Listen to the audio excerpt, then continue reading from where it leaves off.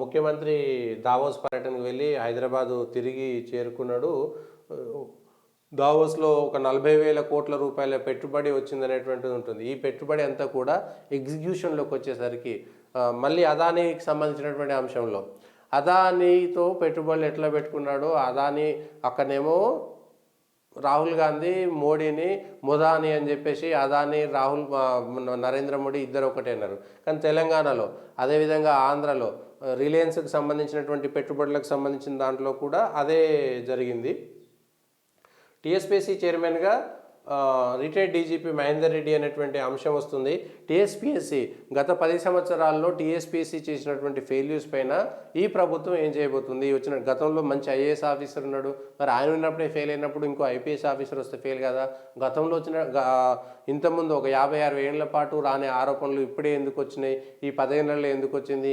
Social media ద్వారా వచ్చిందా? తప్పులు జరిగినటువంటి పైన పూర్తి స్థాయిగా గత 10 సంవత్సరాలలో టీఎస్పీఎస్సీ చేసినటువంటి నియామకాలపైన పూర్తి స్థాయిగా శ్వేతపత్రం ఎట్లా ఇస్తారు కదా, నిజంగా ఎన్ని ఉద్యోగాలు ఇచ్చారు కేవలం టీఎస్పీఎస్సీ ద్వారా మాత్రమే, ఆ సంస్థ ద్వారా మాత్రమే ఇచ్చినటువంటి నియామకాలపైన దానికి సంబంధించినటువంటి ఎట్లా చేశారు, ఏ రోజు వచ్చింది ఉద్యోగం వచ్చినటువంటి వాళ్ళు నిజంగా ఎంతమందికి వచ్చింది అనేటువంటి అంశం పైన శ్వేతపత్రం ఇవ్వాలి. అందులో ఉన్నటువంటి సభ్యులకు సంబంధించినటువంటి అంశం పైన కూడా విచారణ జరిపించాలి, తప్పేం లేదు. ఎందుకంటే యువకులు పాపం కష్టపడి చదివినటువంటి దాంట్లో ఒకటి వచ్చేసింది.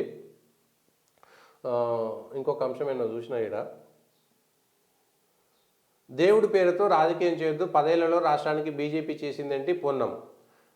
బీజేపీ చేసింది ఏంటి అనేటువంటి అంశము ప్రశ్నించవచ్చు. బీజేపీ నరేంద్ర మోడీ సర్కారు కేంద్ర ప్రభుత్వం ఏమిచ్చింది అనేటువంటి దానిపైన ప్రశ్నించవచ్చు. ఇప్పుడు మీరు అధికారంలో ఉన్నారు కాబట్టి మీ ప్రభుత్వమే గత 10 ఏళ్లలో రాష్ట్ర ప్రభుత్వం కేంద్ర ప్రభుత్వం ఏది ఇచ్చిందో చెప్పడానికి మీ దగ్గర అన్ని వసతులు ఉన్నాయి, అన్ని అవకాశాలు ఉన్నాయి, అన్ని సౌకర్యాలు ఉన్నాయి.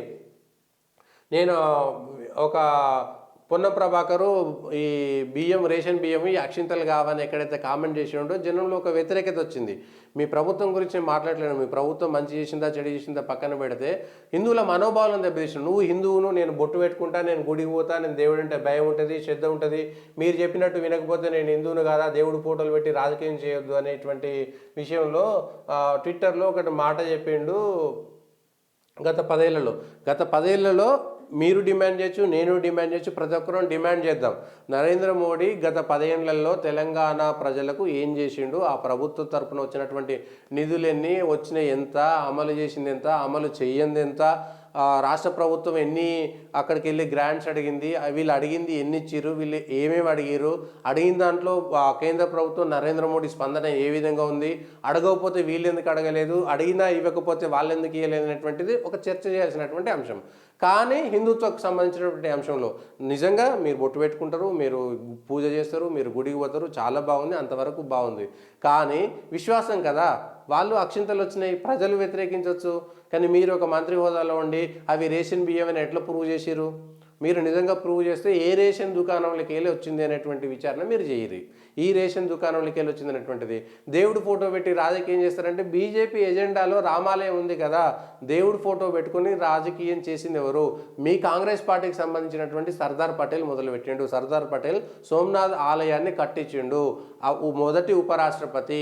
ఈ దేశానికి స్వాతంత్రం వచ్చిన తర్వాత సర్దార్ పటేల్ సోమనాథ్లో మందిరం కట్టించిండు. అప్పుడు ఉన్నటువంటి బాబు రాజేంద్ర ప్రసాద్ రాష్ట్రపతి, మీ నెహ్రూ ప్రధానమంత్రిగా ఉన్నప్పుడే అక్కడ సోమనాథ్ ప్రతిష్ఠ జరిగింది.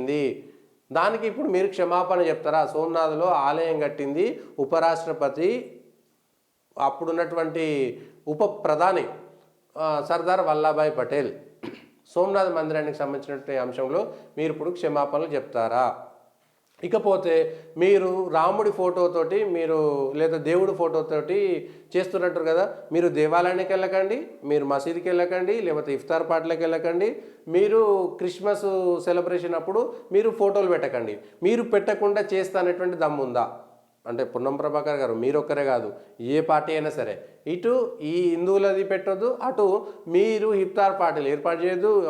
ఆ రోజు ఇఫ్తార్ సంబంధించినటువంటి దాంట్లో మీరు ప్రత్యక్షంగా పాల్గొనకండి.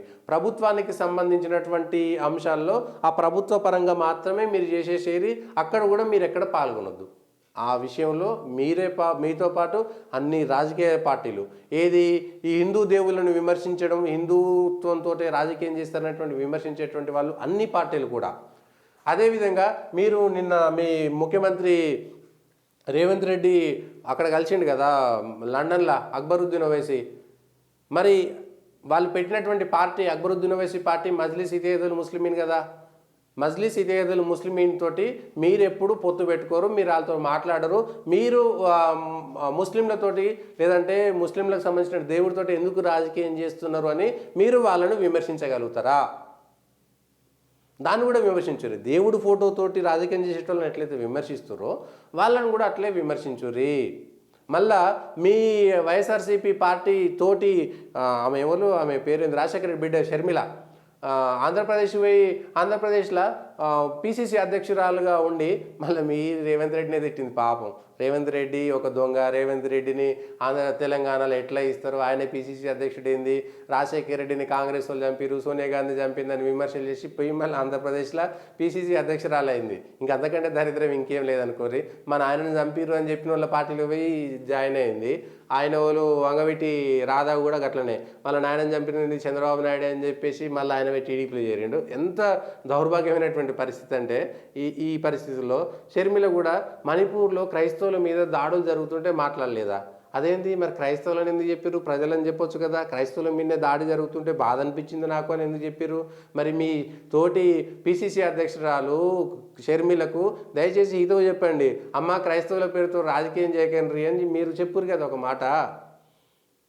అందుకనే దయచేసి కేవలం హిందువులంటే చులకనగా చూసేటువంటి భావాన్ని దయచేసి వదిలిపెట్టండి. హిందువుల గుడ్ల మీద రాజకీయం చేసి హిందువుల దేవుళ్ళను ప్రభుత్వంలో తీసుకునేటువంటి రాజకీయాలను వదిలేసేయరి. ఇదొకటి ఆ రాజకీయాలకు సంబంధించి.